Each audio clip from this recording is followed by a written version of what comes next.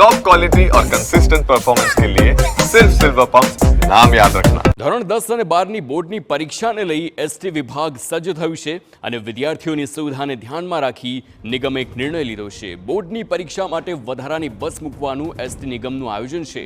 વધારાની 250 જેટલી ટ્રીપો ચલાવવાનો નિર્ણય લેવામાં આવ્યો। એક્સ્ટ્રા બસો ચલાવવા અને સમયસર બસો ચલાવવા તાકીદ કરવામાં આવી। એસટી નિગમના દરેક વિભાગ ખાતે કંટ્રોલ રૂમ કાર્યરત કરવામાં આવશે અને વિદ્યાર્થીઓની સુવિધાને ધ્યાનમાં લઈ એસટી વિભાગનો આ નિર્ણય છે।